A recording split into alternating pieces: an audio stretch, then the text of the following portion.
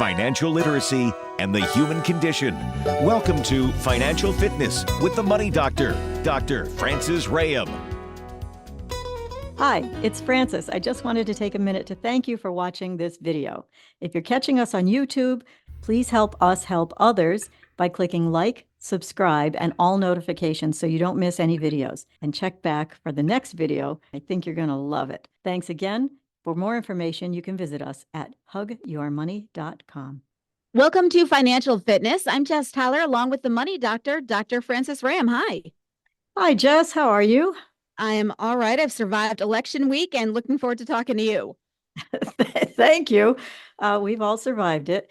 Yeah, some better than others, and there's some real anxiety brewing out there for a number of reasons. And so I wanted to talk a little bit about trying to alleviate some of that when it comes to financial matters, especially for couples, but for anybody, whether you're single or you're partnered up with someone.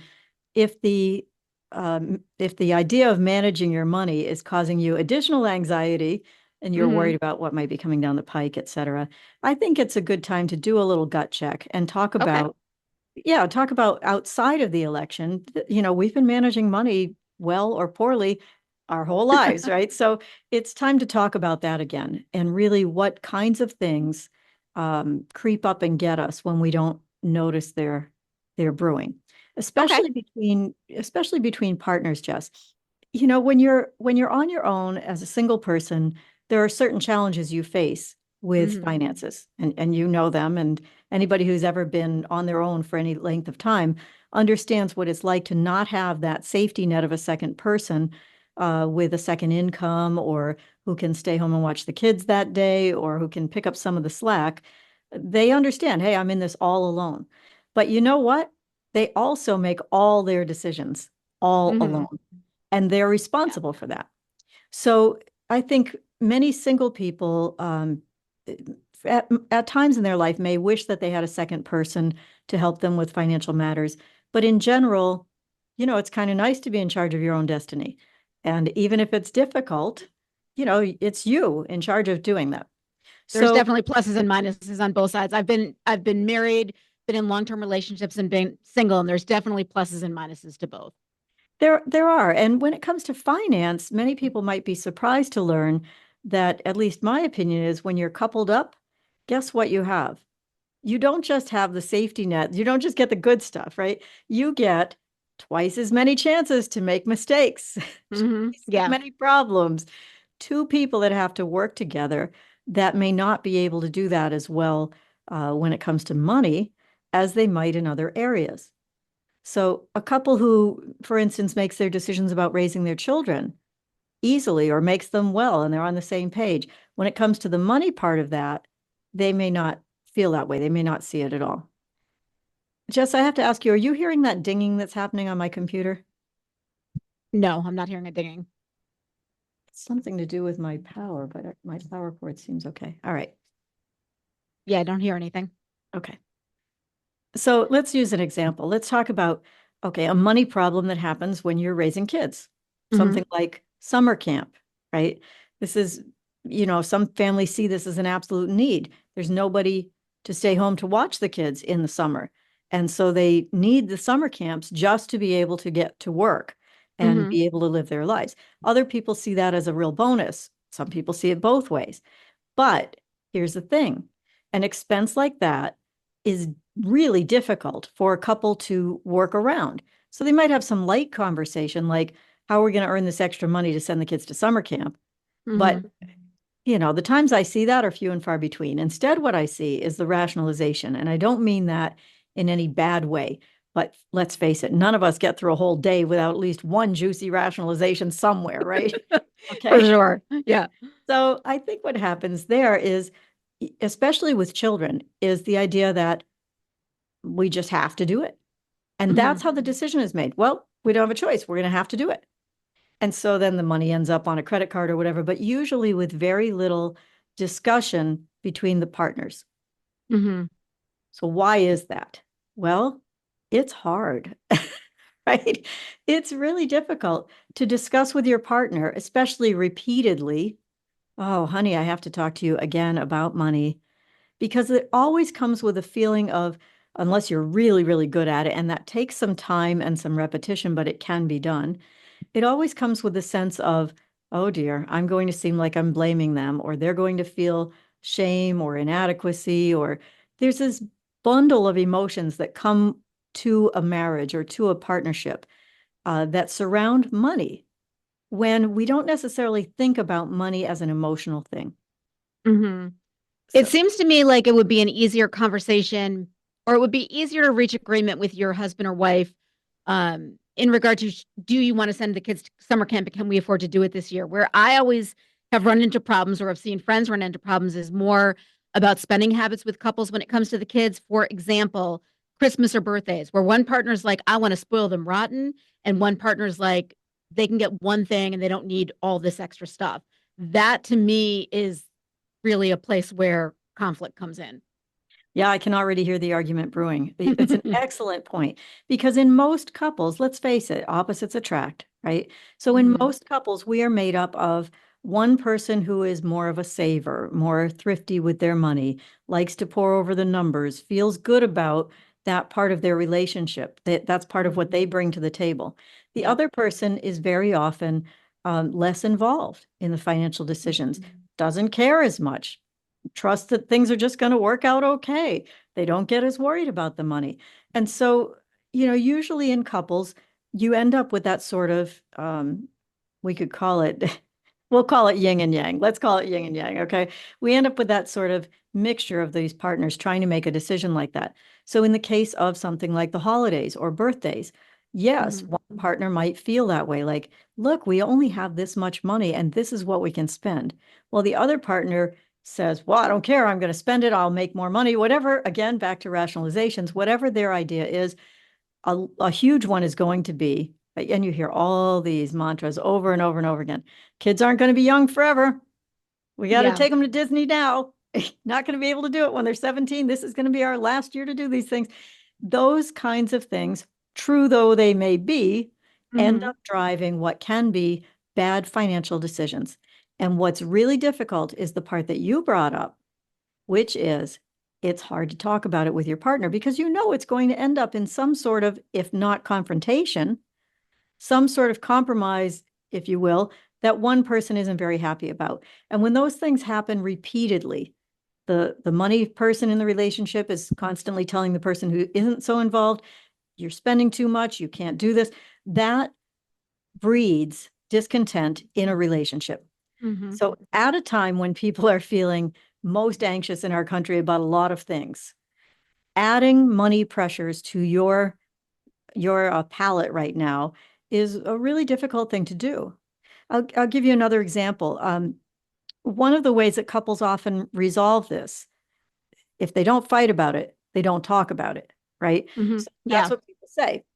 We either fight about it or we don't talk about it, or we fight about it until we don't talk about it. Right. Okay. Or you don't talk about it for months and months and months and it builds up and then it's a big fight. Yeah. That's always the case, is that if you are sweeping the stuff under the carpet, Mhm. will come home to roost. Now, we're talking to people who aren't multimillionaires with no spending problems, right?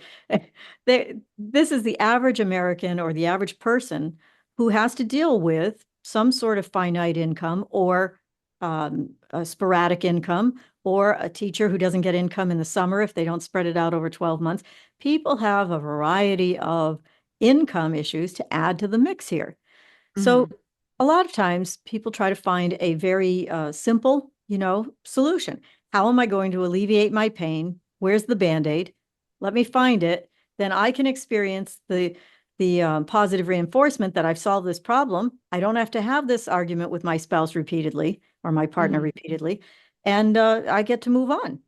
So here's one of those solutions: an allowance. I'll just give my partner an allowance because I can't tolerate the wild spending habits that they have. I'm constantly having to talk to them about why we had to put this on a credit card because we didn't have any emergency reserve savings, et cetera. Right. Mhm. So what do? They make an allowance. Honey, I'm just going to give you $50 a week $200 a week, whatever it is, $400 a month, whatever they decide. And they might have some light conversation like, okay, so you have to buy, your lunch at work, and then you like to get beer, or you like to have your nails done, or yeah, I always pick on beer and nails like they were really specific, but The extras, yeah.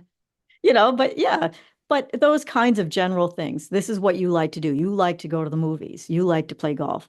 So here's how much that costs, and here's your allowance to do it. But you know what I'm going to say. Usually that doesn't come from a place of knowledge. It comes from a place of fear or need or want to put the fire out. How do I not talk to my partner about this? I just give them the money and I will fix the rest of it, because that's what I do. I'm the fixer. I'm the money person in the relationship. I will tell you right now, you are building a monster. You're creating a monster doing that. You don't know it yet, but it will happen. Because if you don't give that allowance, there's a number of reasons, but if you don't decide on that allowance based on a really strong budget where you've tracked your expenses for a period of, let's say, 6 months or a year, so you actually know that you can afford that much money for them to play, right? That allowance, then all you're doing is saying, okay, honey, you don't have to worry about the money anymore. You get to do whatever you want. Here's your allowance. But if you spend that allowance, you're done, but I'll manage everything else. Mm-hmm. You know what happens? There's probably not enough money to manage everything else, or there is on a month-to-month basis for a bit, and then something comes up, some emergency. And you've heard me say it a million times, but I'm going to say it again. If you don't have emergency cash reserves, sparks will fly. That money will go on a credit card, which you probably don't tell your spouse about or partner about because you don't want to admit that you can't fix it, that you gave them an allowance and this month it didn't quite work. Or you do tell them and they're upset about it. They don't understand why. Why? I mean, you're supposed to be fixing this stuff. I have my allowance. I'm doing my part. How come it's not working on your side? When I hear allowance, like the hackles go up, because to me that feels like a parent. Like I don't need somebody else to tell me how much I can do a week. I mean, I get coming to an agreement together on what our extra money is, but when somebody's going to give me an allowance, automatically I'm going to be like, oh, really? I'm going to double that then.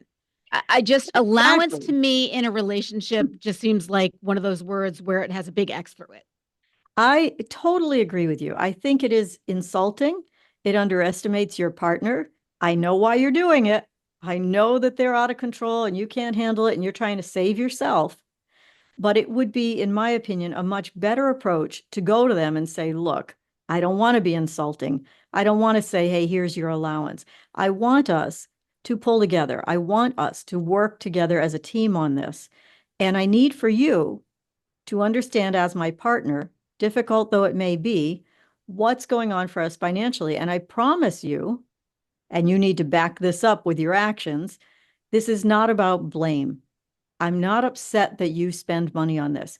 What I'm upset about is that we don't understand together what we can afford to do. And we need to be on the same page if we're going to be able to golf, go to the movies, etc. So I'm sure there are places that we can trim back if we need to that won't be so painful, but we need to figure out together, how are we going to make room for you to do the things you want to do, and for us to still, and for me to do the things I want to do, and for us to still stay afloat. Because what you said, Jess, is almost spot on. Maybe the person would say, no, I'm not getting an allowance, I'm going to double that. But that's not going to work very well if the person in charge of the money says, well, you can't, you're just going to have this much. Instead, what happens, believe it or not, in most cases, is that the person in charge of the money, right, the steward of household finances, I like to call them, or the money monster, whatever your title wants to be, that person instead sees it coming. They've been dealing with this partner for a long time, or they wouldn't be thinking of imposing or applying allowance rules. So they see it coming. They're the fixer. So guess what they do? They say, oh, my partner's not going to be very happy with $50 a week. That's not enough. I'll tell him he can have 100. Or I'll tell her she can have 100. And then that it's back to the same old problem. There's not enough money to do it. Okay. So I'm going on at length about an allowance, but this could be a number of problems. For instance, and we can talk about this stuff in more detail in the second half, but for instance, one of the things that happens when we're talking about this allowance or other areas is that people pick their battles. They say, okay, it's not important for me to, argue about the fact that they get a Dunkin' Donuts or a Starbucks or whatever kind of latte they get every day. It keeps them happy and, it's only a few bucks and that's not worth arguing about. But whether or not we're going to take a vacation, I'm going to argue about that. That's where I'm going to pick my battle. And Yeah. actually, there's an old saying about watch the dimes, the dollars take care of themselves. And it's really true. And inside a relationship, your relationship with money, think of it as a third person. You've got to manage it together, or it's a child. You have to somehow raise this child, this idea of finance, together on the same page, or you will end up with the kind of stress in a marriage that leads to separation and divorce in many, many cases. Money is one of the top 3 reasons for divorce. Yeah, it's a tough topic. Let's get your phone number. Sure. It's 413-773-3333.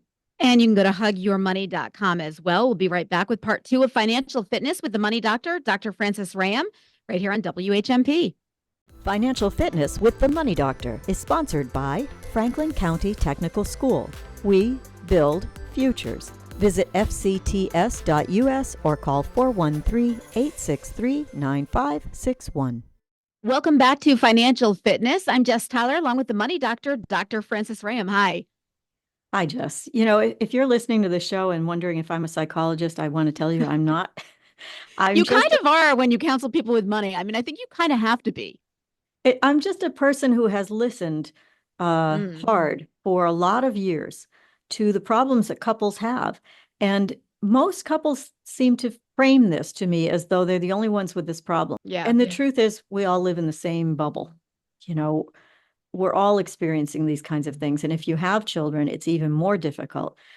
If you're what we call dinks, double income, no kids, right? If you're dinks, you still have your problems if you overspend, but adding children to the mix makes it more complicated, especially with the high cost of daycare, schooling. I mean, even groceries. If you have teenagers at home, they are eating you out of house and home right now. Yeah. It's just the way it is. So there are all these sort of psychological factors. I mean, we're not talking about math at all today. We're talking about how can you, as a good partner, become a better partner when it comes time to talk about your finances, right? So that is also a thing that trips us up. Now, you would think with all our talk about, our couples arguing as their confrontation, that I would be talking about solving battles. But instead, one of the things that I see happen among people who love each other is that they want to be a good partner. And the way they see themselves as a good partner is to help provide whatever the other partner wishes. So if you're in a relationship with someone who likes to do something that requires some expense, and they love to do that, as a good partner, you feel like it's part of your role to help fund that, to help them do that. And where it becomes difficult is if one partner feels like it's their job to make that happen for the other partner, instead of the two people sitting down together when it comes to money and saying, okay, how are we going to do this? Because I don't want to give that up. I love to go to the races, right? I love to go to the casino, whatever. And this is what I'm going to do to make that happen. Here's my part, what I can bring to the table from my side of the fence that says to you, I care about you as well, about being a good partner. And I want for you to not feel so stressed because you're trying to make things work for me. The other thing that I think is interesting, because we're talking about the psychological part of it, and we've talked about this before, but a good question maybe to ask your partner is, how were they brought up? Because I feel so much like getting back a little bit to Christmas and birthdays. Like if you were brought up where you had tons of presents at Christmas, like that's what your parents did for you, you tend to want to do that for your kids, versus maybe you had a partner who wasn't raised like that at all. So for him, it seems, or her, it seems like completely excessive and foolish, and they don't understand why you want to do it. So maybe understanding the why behind it would be a good question to ask. It's a very good point, Jess. The important part there is to recognize that you are a grown-up now, and you get to choose the rules that you want to happen in your household about finance. And for people with children, I'm going to say this loud and clear. I think almost without exception, every parent wants to teach their kids how to manage money better than they did. And the thing that you're doing that's most important, and you just brought it up, is think back to how you were raised and what you learned and start leading by example for your children. If providing every present to them at the holiday seems important to you, but you're putting it on a credit card and you're going to have to, manage these debt payments for a long period of time, then you're teaching your children that.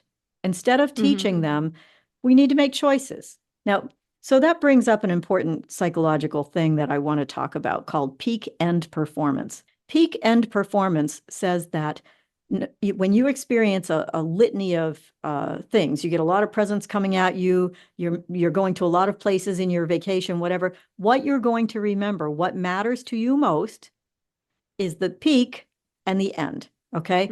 So the ultimate present you got and the last thing that happened at the holiday. Right. Those are the things that are going to stick in your mind. And any parent who's ever showered their children or grandparent who's showered their children with so many presents that, the wrapping was incredible. They couldn't wait to get to the end of it. And then the stuff just sat there and they went out and played with the bicycle or they played with whatever it was that was their favorite thing, knows that was how it worked.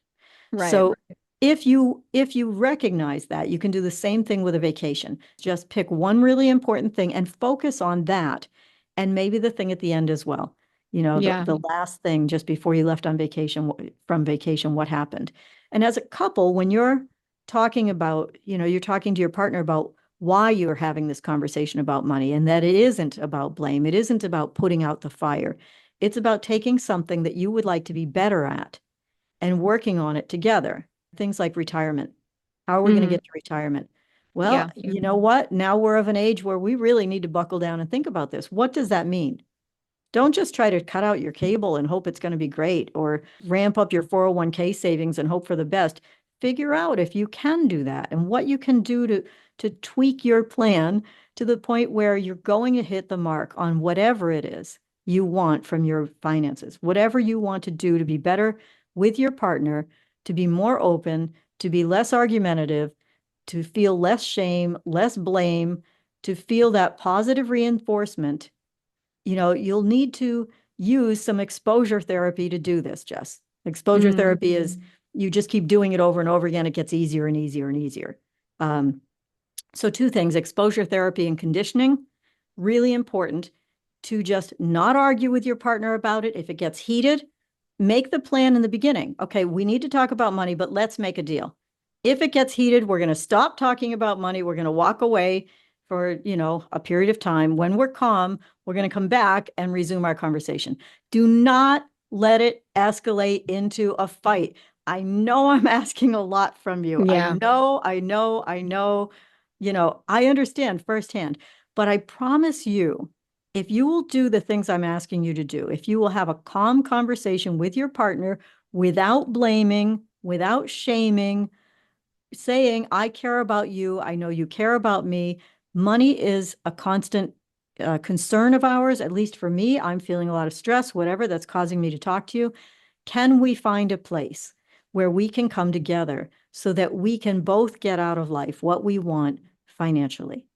I think also too, sometimes you've got to realize that it's not always going to be balanced. Like, for example, there might be a period in time. I remember there was a period in time when I wanted to do everything horse related and it was expensive. So you might be spending more at that point, or a time when one partner's going through school and all the money's going towards them. But it is hard to not get resentful when I don't know, just for example, say you have $1,000 extra every month and one partner's spending 800 of it. But there are going to be times in your relationship where it might be a little imbalanced. But like you're saying, the important part is to talk about it. So I'm not just going and spending $600 on horse related stuff without us agreeing we were going to do that. Yeah, the important part is the relationship, not the money. Okay. Yeah. But you can't just discount the money because it's in your relationship. So what do you do to stop that resentment? You keep that open line of conversation. Yeah. Jess, you're spending $600 a month on horses and I'm spending $300 on something else. And I understand that it might not be even right now. It isn't about you get to spend the same amount I spend, but we need to look at our budget again and figure out what can we afford? And then can we compromise? It's just about open conversation. don't let it get ugly. Don't let it to fester, just understand that this doesn't have to be awful. In fact, if you have the right conversation, you open the door, maybe you need a coach to help you. That's what we do, right? But you've just opened the door and you get that positive reinforcement. People breathe such a sigh of relief when they can find a starting point together. And it often takes a third party. It might take a psychologist, it might take somebody like ourselves, as a coach, to help you through it. But you'll know right away. I think you'll know right in the first half hour or hour of a meeting with somebody, is this really going to bring you both where you're comfortable? Yeah. Like, it's easy for me to say, you're spending $200 a month on this. And it's like, okay, well, have you looked at the coffee you're getting every day? It's not valuable to point your finger at someone and say, but hard not to do it. It's just better to just say, can we just look at this openly and honestly together? I've been doing this a long time, and I will tell you, I've had many, many, many meetings where I require both partners to be in on the Zoom meeting, and the second partner looks at the numbers that have been put in the system, and it's the first time they've seen them, even though I've asked them to talk about it beforehand. And you can see that deer in the headlight look, like, oh my gosh, I had no idea they spent that much, or I had no idea I was spending that much. Yeah. Right? It's hard to not get judgy with other people too. So like, you got to try, like, I remember having a morning show partner who, his wife was on an allowance of like $100 a week. That's what they decided they could afford for whatever things that they needed during the week. But then every morning he would come in with like a Red Bull. It was like, what? Like, does your wife know this? But that's just, some relationships are just like that. And then that's okay. And if it's okay, I guess, with both partners, that's why I think it's just better being single.